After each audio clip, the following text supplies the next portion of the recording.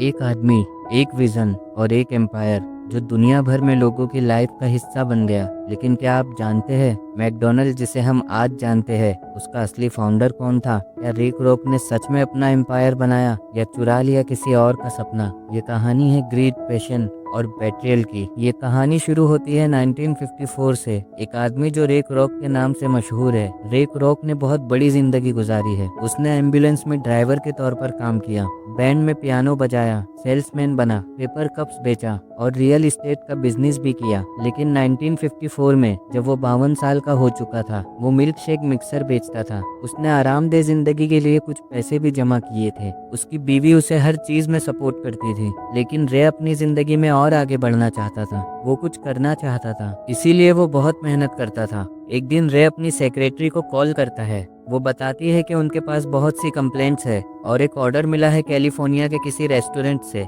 जिन्हें 6 mixer deliver करने हैं। रे कहने लगता है एक ही जगह 6 मिक्सर्स, ऐसा नहीं हो सकता, क्योंकि उन्होंने कभी एक जगह इतने मिक्सर डिलीवर नहीं किए थे। वो सेक्रेटरी से उनका नंबर मांगता है ताकि कंफर्म कर सके। फोन पर रे की बात होती है डिक मैकडोनल्ड से। रे कहता है आपने 6 मिक्सर का ऑर्डर दिया था। डिक कहता है हाँ, मुझसे गलती हो गई, मैंने 6 कहा था लेकिन असल में मुझे 8 चाहिए। रे हैरान रह जाता है। वो उनका एड्रेस लेता है और रेस्टोरेंट देखने चला जाता है। जब वो रेस्टोरेंट पहुंचता है तो वो देखता है बाहर बहुत लंबी लाइन लगी हुई है, लेकिन बहुत जल्द ही उसका नंबर आ जाता है। अपना ऑर्डर प्लेस करते ही कुछ सेकंड में उसका बर्गर, फ्राइज और ड्रिंक्स मिल जाता है। रे हैरान रह जाता है क्योंकि इतनी जल्दी ऑर्डर कोई नहीं देता। रे अपना खाना बेंच पर खाते हुए बैठा है कि एक आदमी सफाई करता हुआ आता है। वो पूछता है आपको बर्गर कैसा लगा? रे कहता है बहुत अच्छा। वो आदमी कहता है मैं यहाँ का ऑनर हूँ, मेरा नाम मैक मैकडोनल्ड है। रे अपना विजिटिंग कार्ड देता है। मैक पहचान जाता है कि ये वही है जिन्होंने मिक्सर का ऑर्डर दिया था। फिर वो रे को रेस्टोरेंट के अंदर ले जाता है। रे को उनके काम करने का तरीका बहुत अच्छा लगता है। वो मैक और डिक को डिनर पर बुलाता है। मैक कहता है मुझे आदमियों में कोई इंटरेस्ट नहीं है। रे कहता है मैं आपकी कहानी जानना चाहता हूँ, आपने ये बिजनेस कैसे शुरू किया? फिर सब डिनर पर चले जाते हैं। मैक बताता है हम छोटे थे और भूखे थे, हमें नौकरी नहीं मिली इसलिए हॉलीवुड चले गए। मैं एक्टर बनना चाहता था और डिक हमेशा पैसे कमाना चाहता था। हमने कोलंबिया पिक्चर में ट्रक ड्राइविंग शुरू की। कुछ ही सालों में हमने इतना पैसा कमाया कि अपना थिएटर खोल लिया।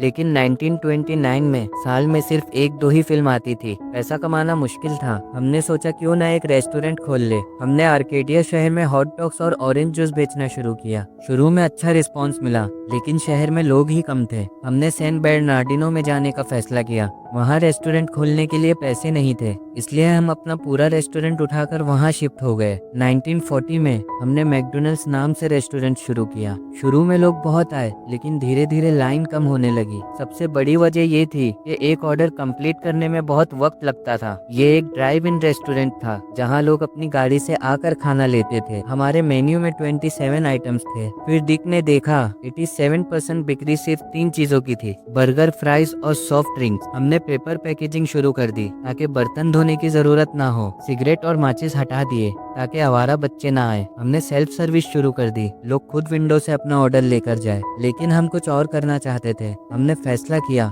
कस्टमर का ऑर्डर सिर्फ 30 सेकंड में पूरा करेंगे। ये बहुत चैलेंजिंग था। हमने टेनिस कोर्ट पर अपना किचन डिजाइन किया, एम्प्लॉयज को प्रैक्टिस कराई। धीरे धीरे हम कामयाब हो गए। दुनिया का पहला फास्ट किचन तैयार हो गया। लेकिन अगले दिन लोगों ने गाड़ियों का हॉर्न बजाना शुरू कर दिया। जब हमने उनसे कहा कि अपना ऑर्डर खुद प्लेस करना होगा तो वो गुस्सा हो गए। ज्यादातर लोग चले गए। शाम 5 बजे तक हमें एहसास हुआ कि ये फैसला गलत था। हमने फिर से ग्रैंड ओपनिंग की। वहाँ बहुत लोग आए, लेकिन लाइट देखकर कीड़े आ गए और सब लोग चले गए। अगली सुबह हम विंडो में खड़े होकर सोच रहे थे कि पुराने मॉडल में वापस कैसे जाए। तभी एक बच्चा आया और उसने 3 बर्गर का ऑर्डर दिया। हमने उसके लिए बंद रेस्टोरेंट खोला। जब वो बच्चा जा रहा था तब एक गाड़ी रुकी, फिर दूसरी, फिर तीसरी। कुछ ही देर में विंडो के बाहर लंबी लाइन बन गई। 30 साल की मेहनत का फल मिला। आज वो लाइन कभी खत्म नहीं हुई। रे उनकी कहानी सुनकर वहाँ से चला जाता है। अगली सुबह वो फिर से मैक और डिक के पास वापस आता है। वो कहता है आपको फ्रेंचाइजी खोलनी चाहिए। मैक और डिक उससे कहते हैं हमारे पास ऑलरेडी 5 फ्रेंचाइजी है, अब हम और नहीं चाहते। हमने एक फ्रेंचाइजी दी थी, मगर वहाँ का मेन्यू बिल्कुल अलग था। वो लोग बेरी टोस्ट भी बेच रहे थे। बहुत ज्यादा फ्रेंचाइजी में क्वालिटी कंट्रोल करना मुश्किल हो जाता है। लेकिन रे दोनों भाइयों को कन्विंस कर लेता है। वो कहता है अमेरिका के हर शहर में एक मैकडोनल्ड होना चाहिए, जैसे चर्च और कोर्ट होते हैं, हर जगह गोल्डन आर्चेस दिखाई दे, जहाँ फैमिलीज इकट्ठी बैठे, पेट और रूह दोनों की भूख मिटे। मैं ये कर सकता हूँ। मैक और डिक रे के साथ कॉन्ट्रैक्ट कर लेते हैं, लेकिन शर्तें सख्त होती है। रे अपना घर गिरवी रखकर लोन लेता है, 50 साल की उम्र में भी नए सपने देखता है। कुछ ही दिनों में नया मैकडोनल्ड्स आउटलेट खुल जाता है। रे दिन रात मेहनत करता है, लेकिन डिक और मैक उसकी कुछ बातों से खुश नहीं, जैसे कोका कोला मेन्यू में शामिल करना, क्योंकि कोका कोला कंपनी अच्छा स्पॉन्सरशिप दे रही थी। जब रे अपना बिजनेस आइडिया अपने दोस्तों को सुनाता है, रे के दोस्तों को उसका नया बिजनेस आइडिया सुनकर हंसी आती है, क्योंकि ऐसे बिजनेस आइडियाज वो पहले भी सुना चुका था जो कई बार फेल हुए। लेकिन उसकी बीवी उसको सपोर्ट करती है। वो कहती है ये आइडिया अच्छा है। उस दोस्तों ने फ्रेंचाइजीज लेनी भी शुरू कर दी। एक महीने में 3 नए आउटलेट्स खुल गए, लेकिन उनके काम करने का तरीका और सफाई का ना होना उसे पसंद नहीं आता। रे अपनी टीम बनाता है, जुनूनी और मेहनती लोगों को जमा करता है। वो एक मशहूर रेस्टोरेंट ओनर हैरी सोनबॉर्न से मिलता है, जो फ्रेंचाइज लेना चाहता है। सोनबॉर्न की बीवी जून को देखकर वो इम्प्रेस हो जाता है। वो उसकी बीवी के साथ पियानो भी बजाता है। इस साल में मैकडोनल्ड्स बहुत बढ़ गया, लेकिन रे को पैसे की तंगी हो रही थी। उसने मैक डिक से कॉन्ट्रैक्ट दोबारा करने को कहा। वो अपना परसेंटेज बढ़ाने को कहता है, लेकिन उन्होंने मना कर दिया। रे की बीवी को पता चलता है कि उन्होंने घर गिरवी रख दिया था। बैंक ने नोटिस भेज दिया था, क्योंकि रे ने 3 महीनों से किस्त नहीं भरी थी। रे थोड़ा परेशान रहता है, उसके पास पैसे कम हो जाते हैं। फिर वो रोलिंस और जून के पास जाता है, एक कपल जिन्होंने मैकडोनल्ड की फ्रेंचाइज खरीदी है। जून, जिसे लोग होली स्मिथ कहते हैं, रे को बताती है कि उनके फ्रिज का इलेक्ट्रिसिटी बिल बहुत ज्यादा आता है, क्योंकि वो मिल्क से बना शेक रखते हैं। जून सजेस्ट करती है मिल्क शेक में असली दूध के बदले पाउडर यूज करो। चॉकलेट और वेनिला फ्लेवर अवेलेबल है, इससे इलेक्ट्रिसिटी काफी बचती है। जब रे उस पाउडर शेक को ट्राई करता है तो उसे टेस्ट पसंद आता है। रे मैक और डिक के पास जाता है और उनसे ये आइडिया शेयर करता है, लेकिन दोनों भाई तुरंत मना कर देते हैं। वो कहते हैं हमें अपने प्रोडक्ट की क्वालिटी से कॉम्प्रोमाइज नहीं करना है। हालांकि उन्होंने 13 आउटलेट्स खोल लिए होते हैं, फिर भी प्रॉफिट्स कम था। रे बैंक जाता है लोन लेने के लिए, लेकिन वहां से भी रिजेक्ट कर दिया जाता है। तब एक बंदा हैरी सोनबॉर्न, जो उसकी बात सुन रहा था, रे के पास आता है। हैरी रे से पूछता है अगर तुम्हें प्रॉफिट नहीं हो रहा है तो कुछ गलत हो रहा है। रे बताता है कि जब वो फ्रेंचाइज देता है तो फ्रेंचाइज लैंड खरीदता है, बिल्डिंग बनाता है और फिर उनको 20 साल का लाइसेंस और ट्रेनिंग देता है। हैरी कहता है यही प्रॉब्लम है, तुम्हें लैंड खुद खरीदना चाहिए और फिर उसे फ्रेंचाइज को रेंट पर देना चाहिए। तुम लैंडलॉर्ड बन जाओगे और पावर तुम्हारे पास होगा। रे सोचता है अगर मैंने ये किया तो मैक और डिक कंपनी के डिसीजन मेकर नहीं रहेंगे। फिर रे एक नई कंपनी बनाता है, फ्रेंचाइज रियलिटी कॉर्पोरेशन। जब मैक और डिक दोनों भाइयों को ये बातें पता चलती है तो वो कॉल करके रे को कहते हैं तुम बिना हमें बताए कुछ नहीं कर सकते। रे कहता है मैं मैकडोनल्ड्स के अंदर कुछ नहीं बदल रहा, मैं तो सिर्फ बाहर की प्रॉपर्टी हैंडल कर रहा हूँ। रे नए इन्वेस्टर्स के साथ काम करता है और पाउडर मिल्कशेक इंट्रोड्यूस करता है। जब मैक को ये सब पता चलता है तो वो कॉल करके गुस्सा होता है। रे कहता है मुझे तुम्हारे इंस्ट्रक्शन की जरूरत नहीं है, तुम लोग हमेशा ग्रोथ के रास्ते में रुकावट हो। मैक गुस्से में कहता है कॉन्ट्रैक्ट का क्या? रे कहता है कॉन्ट्रैक्ट दिल जैसे होते हैं, टूटने के लिए होते हैं।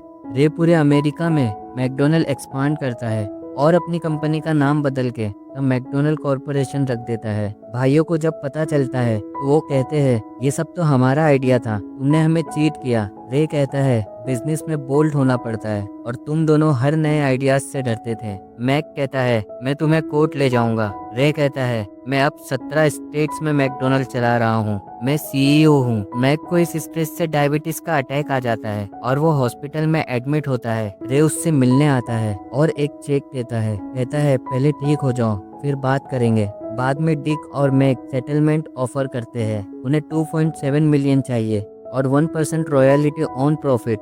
रे कहता है कि ठीक है, 1% रिटर्न में नहीं दे सकता, इन्वेस्टर्स मना कर देंगे। भाइयों को मजबूरी में मानना पड़ता है, पर रे उन्हें वो 1% रॉयल्टी भी कभी नहीं देता, जबकि आज के टाइम में उसका वैल्यू 100 मिलियन से ज़्यादा होता है। एक दिन मैक रे से पूछता है जब तुम्हें हमारा आइडिया इतना पसंद था तो तुमने अपना कुछ स्टार्ट क्यों नहीं किया? रे कहता है मैं आइडिया से नहीं तुम्हारे नाम से इंस्पायर हुआ। मैकडोनल्ड एक परफेक्ट अमेरिकन नाम है, मैं तो सिर्फ उस नाम का मालिक बना। आखिर में रे जून से शादी कर लेता है और एक स्पीच देता है जिसमें कहता है, दुनिया में टैलेंटेड लोग बहुत बड़े पड़े हैं, लेकिन सक्सेस उसी को मिलती है जिसके पास जिद और लगन हो। ये स्टोरी 1954 में शुरू होती है और 1970 तक चलती है। ये कहानी सिर्फ बिजनेस की नहीं, ग्रीड और एम्बिशन की भी है। रे क्रोक का सफ़र एक इंस्पिरेशन भी है और एक वार्निंग भी। कभी कभी सपने चुराए भी जाते हैं और दुनिया उन्हें फाउंडर कह देती है।